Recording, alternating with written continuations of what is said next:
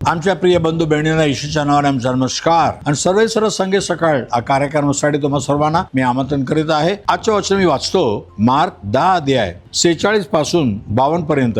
मग येशू एरिगा शहरात आला। तिथे येशू आणि त्याचे शिष्य मोठ्या समुदायासह शहर सोडून जात असताना तिमेयाचा पुत्र बर्तिमे हा आंधळा येशू ज्या रस्त्याने चालले होते त्या रस्त्याला कडेला भीक मागत बसला होता। जेव्हा हे नाझरेकर येशू जात आहेत असं त्याने ऐकले तेव्हा तो मोठ्याने ओरडू लागला, ओ येशू दाविदाचे पुत्र माझ्यावर दया करा। अनेकांनी त्याला धमकावले आणि गप्प बसण्यास सांगितले, पण तो अधिकच मोठ्याने ओरडून बोलू लागला, ओ दाविदाचे पुत्र माझ्यावर दया करा। येशू त्याला आपल्या जवळ बोलवले आणि 51 वचनामध्ये मी तुझ्यासाठी काय करावे अशी तुझी इच्छा आहे। आंधळा मनुष्य म्हणाला, गुरुजी मला दृष्ट पाहावी। येशू म्हणाला, जा तुझ्या विश्वासाने तुला बरे केले आहे। त्या क्षणात त्याला दिसू लागले आणि तो रस्त्याने येशूच्या मागे जाऊ लागला। आम्ही काल पण पाहिलं येशू हमारा परमेश्वर दयाळू परमेश्वर दया करणारा परमेश्वर आहे। इथे एक आंधळा आहे, भिकारी आहे, गरीब आहे, तो येशूला बघून म्हणतो माझ्यावर दया कर। आणि लोक म्हटलं ग बस तुझ्या इकडे येशू ऐकणार नाही। तो आणखीन ओरडू लागला, येशू माझ्यावर दया कर, येशू ना दया कर। येशू त्याला बोलवलं, तुला काय पाहिजे सांग ना। तो म्हणतो माझी दृष्टी मला पाहिजे, डोळ दिसत नाही। म्हणजे डोळ्यामध्ये प्रकाश आणणारा परमेश्वर आहे, दयाळू परमेश्वर आहे। तो आंधळा होता,